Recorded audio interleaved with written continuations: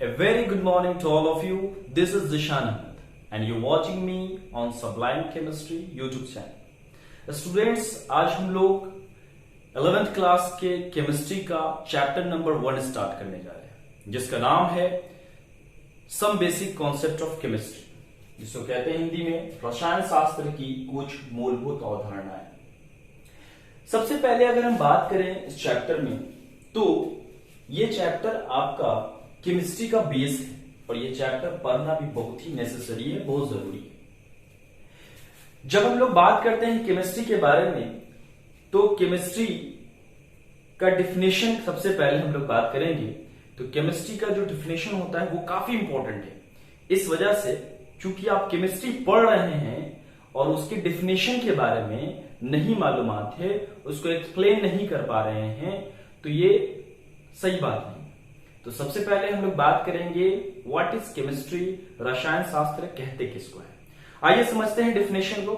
तो देखिए, जो रसायन शास्त्र होता है जिसको केमिस्ट्री कहते हैं, ये क्या होता है? जैसे विज्ञान है, विज्ञान क्या है? तो विज्ञान एक बड़ा सा पेड़ है जिसमें कई शाखाएं निकली हुई हैं, कई शाखाएं निकली हैं, जिसमें कोई केमिस्ट्री है, कोई शाखा का नाम फिजिक्स है, किसी शाखा का नाम बायोलॉजी है, किसी शाखा का नाम मैथमेटिक्स है। तो पता ये चला कि केमिस्ट्री मतलब रसायन शास्त्र एक विज्ञान का शाखा है।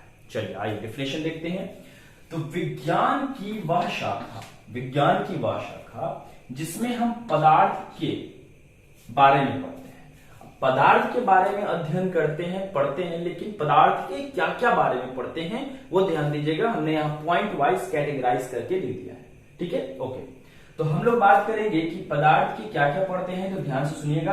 भौतिक एवं रासायनिक गुण, भौतिक एवं रासायनिक गुण, क्लियर बात है। नेक्स्ट पॉइंट, भौतिक एवं रासायनिक परिवर्तन, क्लियर है। और तीसरा पॉइंट अगर हम बात करें तो ये हो गया रासायनिक संगठन, जिसको इंग्लिश में कहा जाता है केमिकल कंपोजिशन, ठीक है। और लास्ट जो है वो है रासायनिक अभिक्रिया, मेन इंपॉर्टेंट पार्ट यही है, ठीक है। तो पता ये चला कि विज्ञान का वैसा शाखा जिसमें हम पदार्थ के बारे में अध्ययन करते हैं। तो पदार्थ के किस किस पॉइंट के बारे में अध्ययन करते हैं, तो हम लोग पढ़ते हैं भौतिक एवं रासायनिक गुण, पदार्थ के भौतिक एवं रासायनिक गुण के बारे में, पदार्थ के भौतिक एवं रासायनिक परिवर्तन के बारे में, रासायनिक संगठन के बारे में, और लास्ट जो है रासायनिक अभिक्रिया के बारे में हम लोग अध्ययन करते हैं। अब हम लोग बात करेंगे कि जो हमारा ये जो हमारा ये रसायन शास्त्र है, जो केमिस्ट्री है, तो केमिस्ट्री की शाखाएं कितनी हैं? अब जो शाखाएं होती हैं, जैसे हम बात करें फिजिकल केमिस्ट्री, जिसको हिंदी में भौतिक रसायन कहा जाता है। हम लोग बात करें ऑर्गेनिक केमिस्ट्री, जिसको कहते हैं कार्बनीय रसायन, इनऑर्गेनिक केमिस्ट्री, जिसको अकार्बनीय रसायन कहते हैं, और एक लास्ट जो है एनालिटिकल केमिस्ट्री हम लोग जोड़ देंगे। बेसिकली आपको 3 टाइप का ही केमिस्ट्री आपको पढ़ना है 11th एंड 12th में। तो यहां पे हम लोग जो बात करेंगे, एक एक के डिफिनेशन के बारे में डिटेल से जानकारी लेंगे, क्योंकि अक्सर स्टूडेंट होते हैं, नाम पता होता है, फिजिकल केमिस्ट्री क्या होता है ये नहीं मालूम होता है, इनऑर्गेनिक केमिस्ट्री, ऑर्गेनिक केमिस्ट्री कहते किस एक्चुअल में यही नहीं पता होता है। तो इसका डेफिनेशन जानना बहुत ही बेहद ही जरूरी है। जिस तरीके से हम लोगों ने डेफिनेशन पढ़ा केमिस्ट्री का, रसायन शास्त्र का, इसी तरीके से हम लोग बात करेंगे किसके डेफिनेशन के बारे में, तो हम लोग बात करेंगे इनकी जो ब्रांचेस हैं, जो शाखाएं हैं, उनके बारे में बात करेंगे और सबका परिभाषा बारी बारी से बात करेंगे।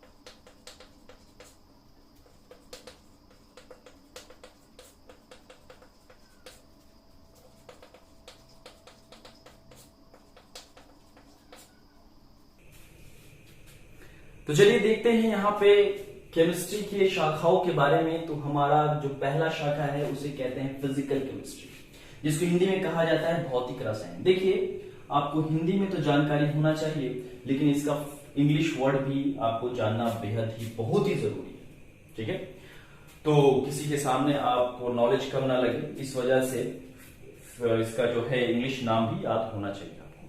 फिजिकल केमिस्ट्री, जिसको हिंदी में भौतिक रसायन कहते हैं। ऑर्गेनिक केमिस्ट्री, जिसको हिंदी में कार्बनीय रसायन कहते हैं। इनऑर्गेनिक केमिस्ट्री, जिसको अकार्बनीय रसायन कहते हैं। और लास्ट में एनालिटिकल केमिस्ट्री, जिसको विश्लेषण रसायन कहते हैं। चलिए बारी बारी से बात करते हैं कि ये जो आपको दिख रहा है जिसको भौतिक रसायन कहते हैं वो होता क्या है, कार्बनीय रसायन कहते हैं क्या होता है, अकार्बनीय रसायन किसे कहते हैं, विश्लेषण रसायन किसे कहते हैं। तो देखो, है सिंपल सा पार्ट, ये सब सिंपल डिफिनेशन होता है, लेकिन मालूमात ना होने की वजह से ये काफी कॉम्प्लिकेटेड हो जाता है। स्टूडेंट के मन में काफी सारा डाउट होता है। तो चलिए एक एक डाउट क्लियर करते हैं। तो भौतिक रसायन, सबसे पहली बात कि हम कह सकते हैं कि भौतिक रसायन क्या है। ये रसायन शास्त्र का क्या है, तो एक शाखा है। जिस तरीके ये सब शाखा है, ये भी एक शाखा है, जिसमें हम लोग कुछ अध्ययन करते हैं। क्या अध्ययन करते हैं, ध्यान देना। यहाँ पे हम एरो बना के लिखते हैं कि हम लोग क्या अध्ययन करते हैं। तो हम लोग अध्ययन करते हैं ताप के प्रभाव के बारे में। ठीक है, दाब के प्रभाव के बारे में,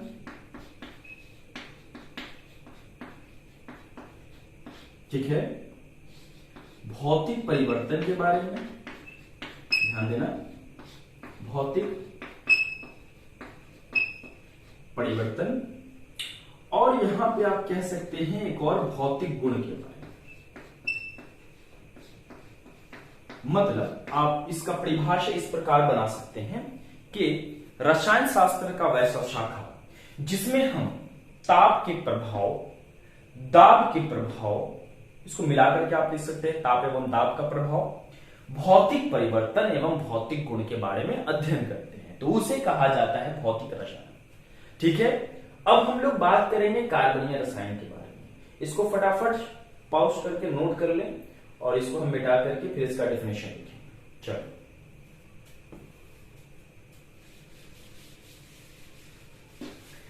चलिए ध्यान दीजिए, जब हम कार्बनीय रसायन के बारे में बात करते हैं तो ये भी एक शाखा है किसका, केमिस्ट्री का।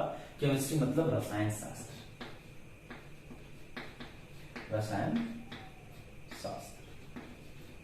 रसायन शास्त्र का एक शाखा है जिसमें हम लोग, ध्यान दीजिएगा, किसके बारे में बात करते हैं, जिसमें हम लोग कार्बन के बारे में बात करते हैं, कार्बन के बारे में। और एक बात हम आपको बताते हैं, कार्बन है तो ऑर्गेनिक केमिस्ट्री है, कार्बन नहीं है तो ऑर्गेनिक केमिस्ट्री का वजूद नहीं। ठीक है, चलिए, कार्बन, उसके साथ साथ हाइड्रोकार्बन। यस, हाइड्रोकार्बन अब क्या होता है, तो सुनो, हाइड्रोजन और कार्बन से मिलकर के जो यौगिक बनता है उसे हाइड्रोकार्बन कहते हैं। और यहां पर हम लोग बात करें तो यहां पे हम कह सकते हैं कि रसायन शास्त्र का वैसा शाखा जिसमें हम कार्बनीय, जिसमें हम कार्बन के बारे में, हाइड्रोकार्बन के बारे में और इसके व्युत्पन्न। अच्छा, ये समझते हैं वर्ड व्युत्पन्न क्या होता है, व्युत्पन्न के बारे में हम लोग पढ़ते हैं। तो व्युत्पन्न को इंग्लिश में कहते हैं डेरिवेटिव, समझिएगा बात को। तो इंग्लिश में कहते हैं इसको डेरिवेटिव, लेकिन व्युत्पन्न का मतलब क्या होता है वो समझाते हैं आपको। जैसे आप एग्जांपल ले लो कि आपने घर में पनीर लाया, चीज पनीर, ठीक है, और पनीर के कई सारे डिशेस बने, जैसे मान के चले पनीर पकौड़ा बना, शाही पनीर बना, है ना, और बहुत सारे डिशेस, पालक पनीर बना। तो वो जब आप मटर पनीर बना, है ना, जब आप बैठे खाने के लिए तो कॉमन चीज पनीर है, सब पनीर से ही बना है, लेकिन सबका टेस्ट अलग अलग होगा। तो वो हम कह सकते हैं कि इतने सारे जो डिशेस हैं वो सब जो हैं पनीर के व्युत्पन्न है। इसी तरीके से कार्बन से आपका CH4 भी बनता है, जिसको कहते हैं मीथेन। कार्बन से आपका C2H6 भी बनता है, जिसको इथेन कहते हैं। कार्बन से आपका CH3OH बनता है, जिसको मिथेनॉल कहते हैं। कार्बन से आपका C2H5OH भी बनता है, उसको इथेनॉल कहते हैं। तो ये सारे जो है ये सब सारे व्युत्पन्न है। किसके व्युत्पन्न है? कार्बन के व्युत्पन्न है। तो हम लोग व्युत्पन्न पढ़ते हैं, किसका व्युत्पन्न पढ़ते हैं? कार्बन का व्युत्पन्न। समझिए बात। फिर से एक बार इसको एक्सप्लेन कर दें। ऑर्गेनिक केमिस्ट्री क्या है, कार्बनिक रसायन किसे कहते हैं? तो ये रसायन शास्त्र का वैसा शाखा है जिसमें हम कार्बन, हाइड्रोकार्बन और व्युत्पन्न, किसका व्युत्पन्न? कार्बन के व्युत्पन्न के बारे में अध्ययन करते हैं। तो उसे क्या कहा जाता है? ऑर्गेनिक केमिस्ट्री कहा जाता है। चलिए अब हम लोग बात करेंगे इसके बाद नंबर 3 पर, जिसका नाम है अकार्बनीय रसायन। तो जैसे ऐसा समझ लो कि जस्ट इसका उल्टा है। ठीक है, उल्टा है। कैसे उल्टा है वो देखा जाए। चलिए इसको हटाते हैं। तो यहां पर हम लोग बात करेंगे, इसके भी परिभाषा ऐसे ही लिखेंगे कि रसायन शास्त्र का वैसा शाखा, जिसमें हम लोग क्या पढ़ते हैं? तो ध्यान से सुनिएगा, सभी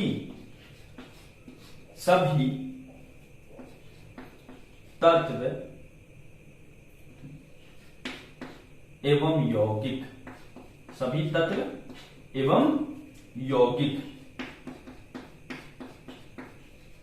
ठीक है, लेकिन जो इसमें भी हम लोग पढ़ रहे हैं कार्बन तथा कार्बन के व्युत्पन्न या हाइड्रोकार्बन, वो भी तो यौगिक है। ठीक है, तो यहां पे देखिए, लेकिन कार्बनीय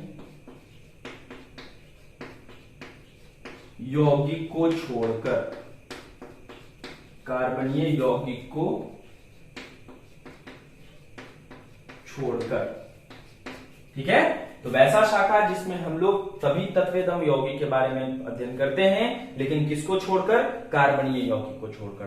कार्बनीय यौगिक को छोड़ दो, बाकी जितने भी हैं उसके बारे में जो हम अध्ययन करते हैं वो सब कहलाता है आपका क्या? तो कहलाता है अकार्बनीय रसायन, मतलब इनऑर्गेनिक केमिस्ट्री। क्लियर है? चलिए इसको नोट कर लें। अब हम लोग बात करेंगे विश्लेषण केमिस्ट्री के बारे में। वैसे बेसिकली जो है ये 3 बहुत ही इंपॉर्टेंट है, आपको 3 बहुत ज्यादा हर जगह पर आता है, और ये जो है एक एडिशनल पार्ट है, लेकिन इसको भी पढ़ना जरूरी है। तो ये जो है हमारा क्या है? तो ये है विश्लेषण केमिस्ट्री। बहुत ही सिंपल सा पार्ट है, ध्यान से सुनिएगा।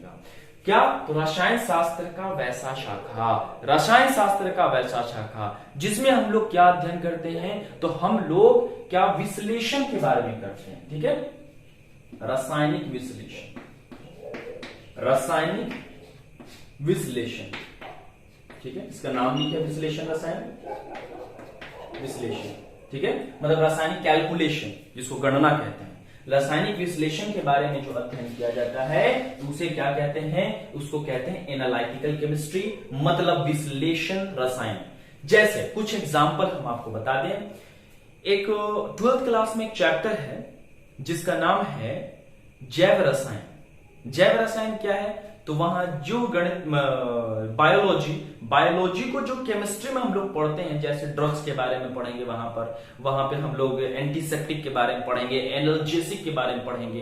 तो ये सब जो हम लोग पढ़ते हैं तो वो जो है इसी में पढ़ा जाता है। मेडिसिनल केमिस्ट्री, जो आपका दवा के बारे में जो पढ़ना होता है केमिस्ट्री के अंदर, इसी के अंदर आता है। न्यूक्लियर केमिस्ट्री है ना, जिसको नाभिकीय रसायन कहते हैं, इसी के अंदर आता है। क्लियर बात है?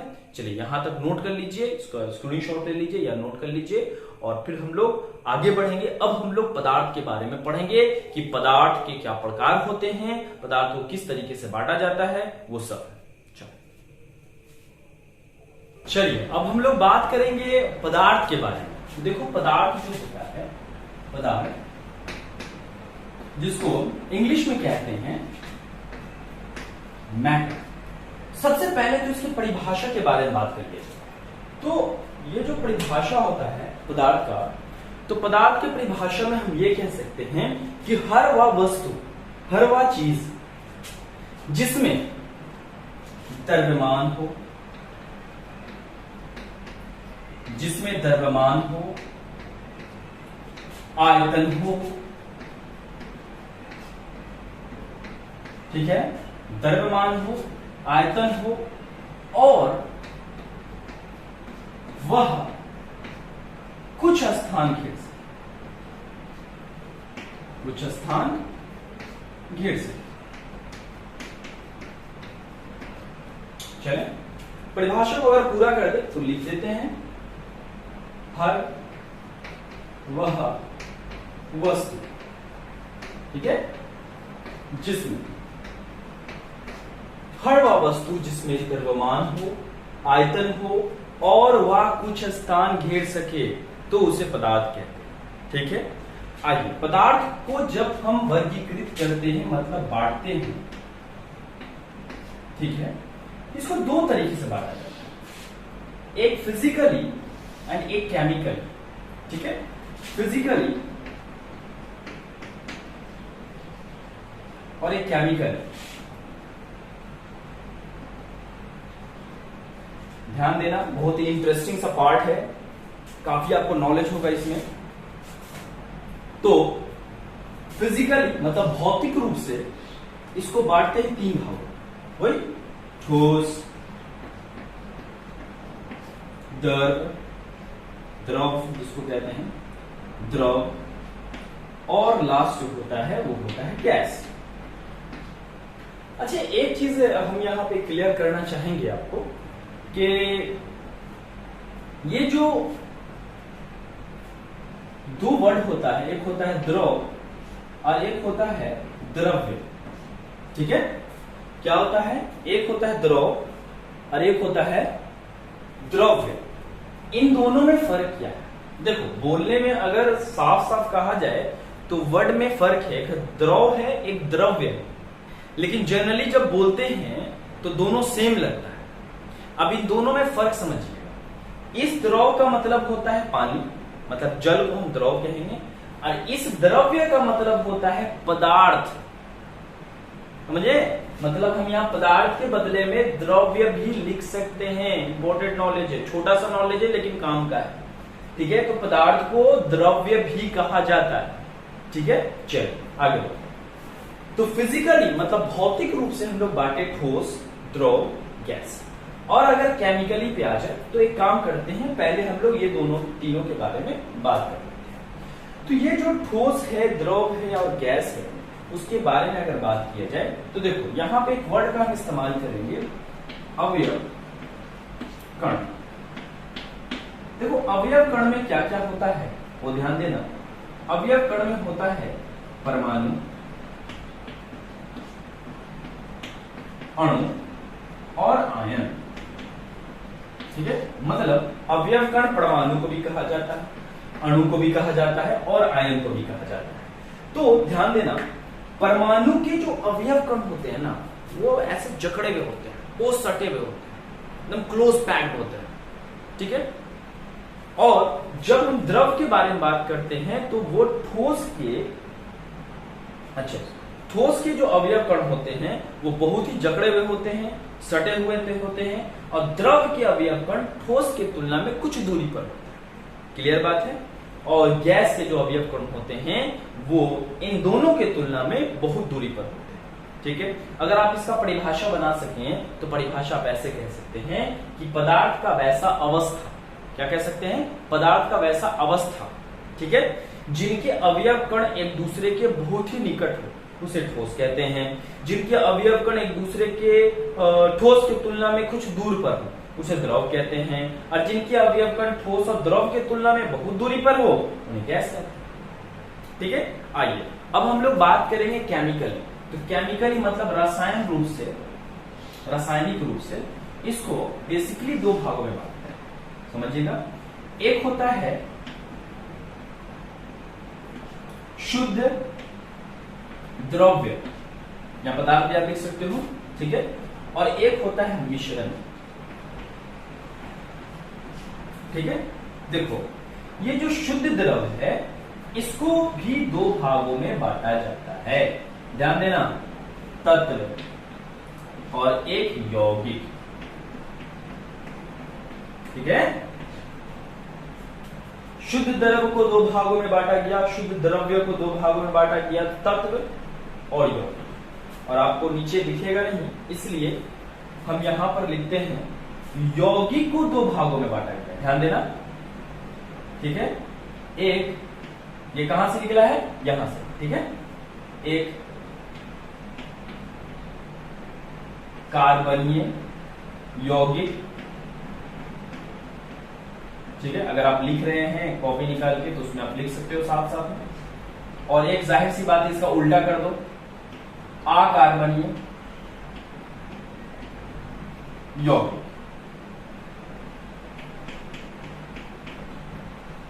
ठीक है, फिर से एक बार हम डिस्कशन कर लें। शुद्ध द्रव को दो भागों में बांटा गया है, मतलब शुद्ध पदार्थ को दो भागों में बांटा गया है, एक तत्व और एक यौगिक में।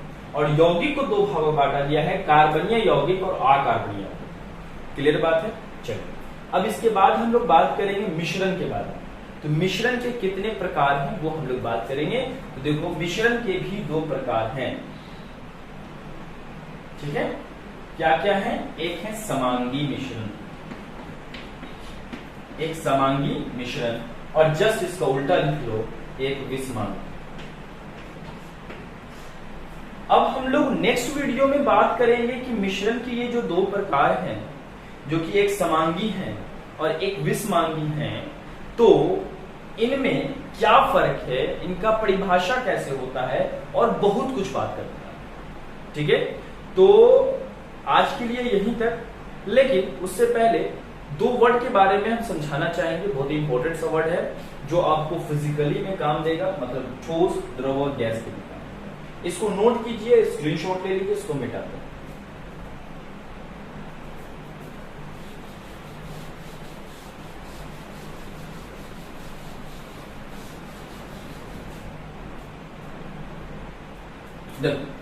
यहां पर हम बात करने वाले हैं इंटर मॉलिक्यूलर डिस्टेंस के बारे में। ठीक है, जिसको हिंदी में कहते हैं अंतराण्विक दूरी। ठीक है, और कहीं कहीं पे आपको अंतराण्विक दूरी ना होकर के अंतराण्विक स्थान भी आ सकता है, तो ये भी कहते हैं अंतराण्विक दूरी, अंतराण्विक स्थान दोनों एक ही चीज है। और इसके बाद इंटरमॉलिक्यूलर डिस्टेंस है, तो इसके अगला जो आएगा इंटरमॉलिक्यूलर फोर्स है। ठीक है, क्या आएगा?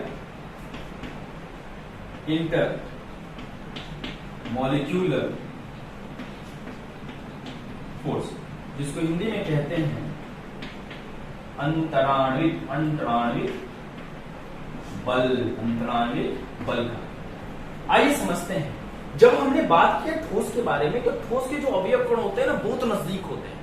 जाहिर सी बात है, जितने नजदीक होंगे तो उनके बीच का जो बल है वो क्या हो जाएगा? कम हो जाएगा, है ना? सॉरी, उनके बीच का जो दूरी है वो बहुत कम होगा। तो सबसे कम जो दूरी होगा वो किसमें होगा? ठोस में। उससे ज्यादा द्रव में, और उससे ज्यादा गैस। ठीक है, तो ये आपका सीक्वेंस बन गया किसका? अंतराण्विक दूरी। इसी तरह अंतराण्विक बल के बारे में तो देखो, जितना नजदीक रहेगा उतना ज्यादा बल लगेगा, और जैसे जैसे दूर जाएगा तो इनके बीच में बल कम होता चला जाएगा। तो सबसे नजदीक किसमें होता है? तो ठोस में होता है। देखो, सिंबल बदल जाएगा, ऐसे था अब ऐसे हो जाएगा, क्योंकि ठोस में सबसे ज्यादा अंतराण्विक बल लगेगा, उससे ज्यादा द्रव में, और उससे ज्यादा लगेगा किसमें? तो गैस में। चलो, तो आज के लिए यहीं तक। मिलते हैं नेक्स्ट वीडियो में, जिसमें हम लोग मिश्रण के बारे में पढ़ेंगे। तब के लिए टेक केयर, बाय।